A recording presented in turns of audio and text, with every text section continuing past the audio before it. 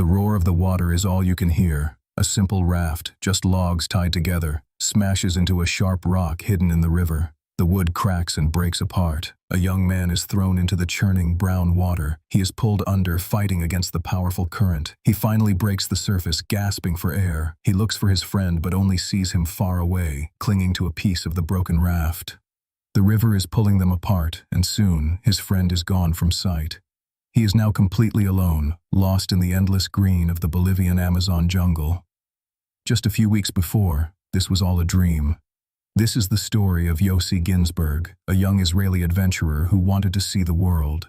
In a city called La Paz, he met two other travelers, Marcus and Kevin.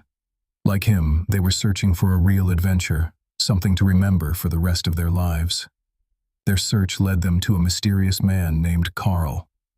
Karl was an Austrian who told them incredible stories.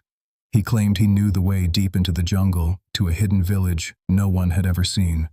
He even spoke of a river of gold. It was exactly the adventure they were looking for, and they trusted him.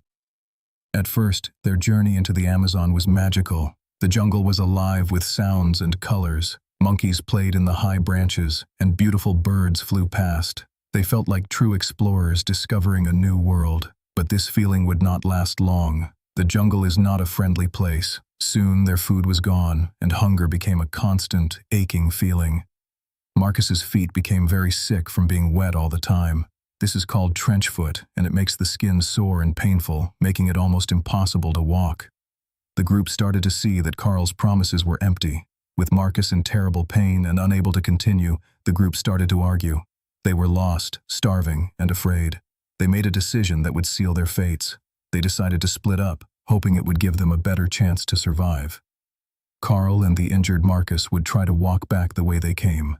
Yossi and Kevin decided on a different path. They would build a raft and let the river carry them to safety. They said goodbye to their friends, not knowing it would be for the last time. For a few days, the raft seemed like the perfect plan. The river moved them quickly through the jungle, much faster than walking. The sun warmed their faces, and for the first time in a long time, they felt a small bit of hope return. They dreamed of reaching a town, of eating a real meal and sleeping in a warm bed. They believed their struggle was almost over, but the peaceful river was a lie. It was leading them into a trap, a dangerous canyon where the water would turn into a monster. Then, with a sound like a giant bone snapping, the raft slams into a sharp rock hidden just below the water. The wood splinters, and the river's power throws Yossi into the churning, brown water.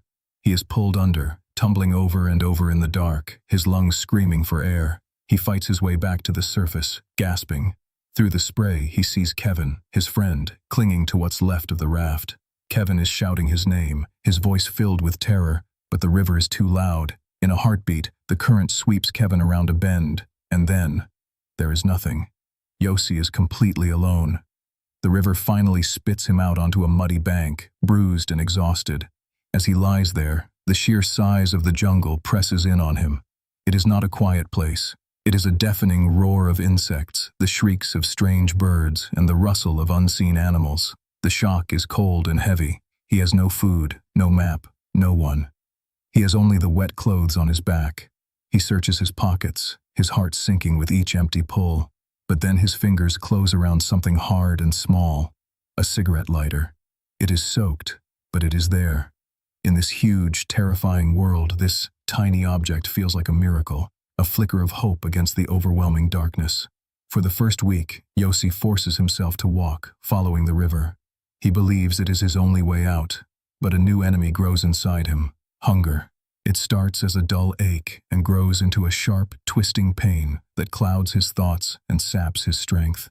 This incredible true story tells how he scavenged for anything that could keep him alive. He searched for fallen fruit and dug for roots he did not recognize. One day, he found a single, perfect bird's egg in a small nest. He ate it raw, a small, precious meal in a world of starvation. He saw monkeys high in the trees, their playful calls mocking his slow, painful journey. He tried to hunt them, but he was too weak and they were too fast. Every day, the hunger grew worse and his hope grew smaller. The will to survive was a tiny flame he had to guard with all his might. The jungle is not empty, and its creatures are not all friendly. One night, Yossi awoke with a feeling of being watched. He slowly opened his eyes. Just feet away, a pair of glowing eyes stared back at him from the darkness. It was a jaguar, silent and powerful, studying him. Frozen with terror, his mind raced. He remembered his lighter and a can of mosquito spray he had found. With a shaking hand, he flicked the lighter to life and sprayed a stream of repellent through the flame. A whoosh of fire shot into the night, and the great cat vanished back into the trees. After more than a week lost and alone, starvation began to change not just his body, but his mind. The isolation was a heavy weight, and his brain started to create things that were not real. He began to see a young woman walking with him, a ghost in the jungle. She didn't speak, but her presence was a comfort, someone to share the terrible loneliness with. For nearly 2 weeks, the river had been Yossi's only guide. He followed its twists and turns, believing it was his path to safety. But with each passing day, he grew weaker. The same strange trees and rocks began to appear again and again. A cold, terrible feeling grew in his heart. The river was not his friend. It was a liar. He finally understood.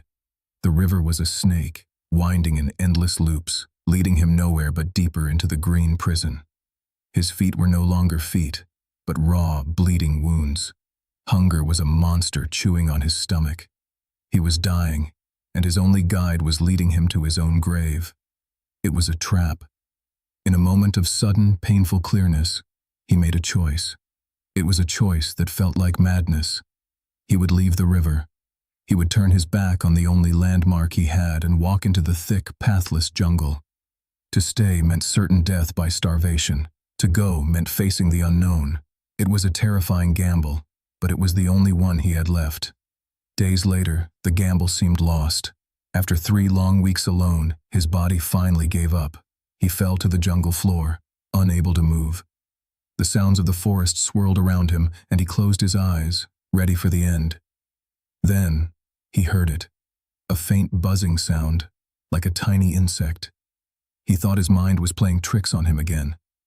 But the sound didn't fade. It grew stronger, louder. It wasn't an insect. It was an engine, a real engine. Hope, a feeling he had forgotten, exploded in his chest. A boat. He used the very last of his strength to crawl toward the sound, toward the riverbank, screaming with a voice he didn't recognize as his own. The rescue was a shocking sight for his saviors. The man they pulled from the mud was a skeleton, weighing only 35 kilograms, or about 77 pounds. His body was covered in sores and bites, and he was burning with a high fever. The fight for his life was not over. It had just moved from the jungle to a hospital bed. He would spend months recovering from his terrible journey. But his survival came with a deep sadness. His friends, Marcus and Carl, who had walked into the jungle on a different path, were never seen again. The Amazon had saved Yossi, but it had kept his friends forever. How did one man survive such an impossible test? It was more than just luck, more than just physical strength. Yossi Ghinsberg survived because deep inside him was a fire that refused to go out. It was a powerful, unbreakable will to live, even when his body and mind were telling him to give up. His incredible story teaches us something important about being human.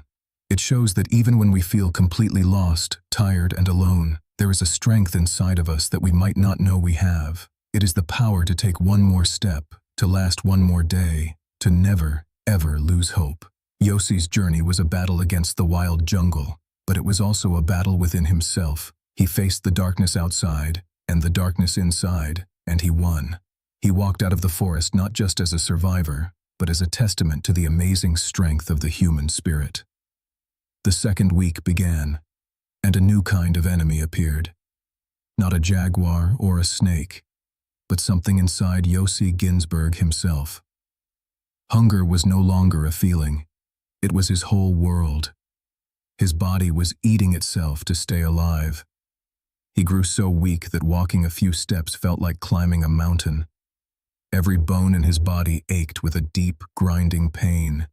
He tried to find food everywhere. He saw bright red berries and his stomach screamed for them.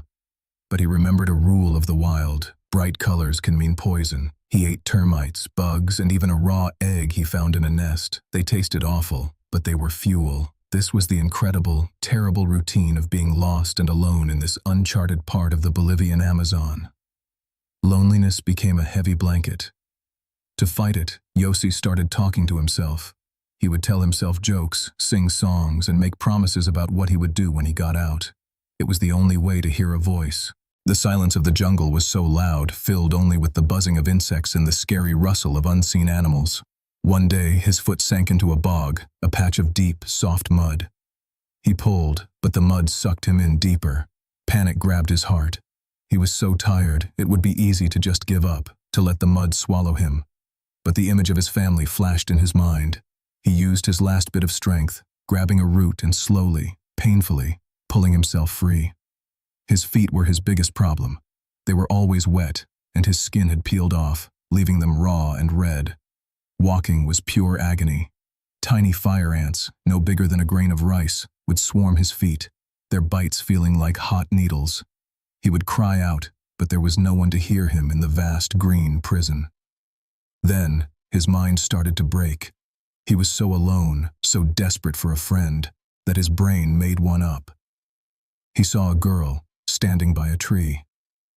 She didn't speak, but he felt she was there to help him, to keep him company through the long, lonely days. He knew she wasn't real, but he talked to her anyway. She was a ghost of hope. The rain was a constant enemy. It fell for days, turning the ground to soup and soaking him to the bone.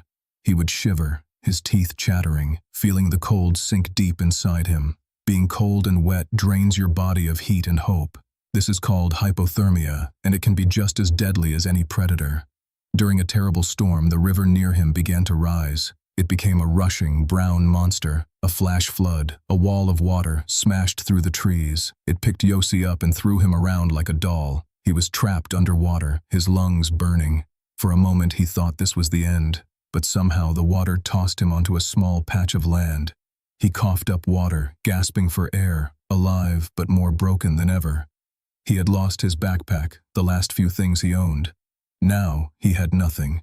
Nothing but the will to live, a flicker of light in a world of darkness. This true story tells of a fight not just against a place, but against despair. For Yossi, an adventurer now just a man trying to survive, the next 3 weeks would test the very edge of what a human can endure. His journey was far from over.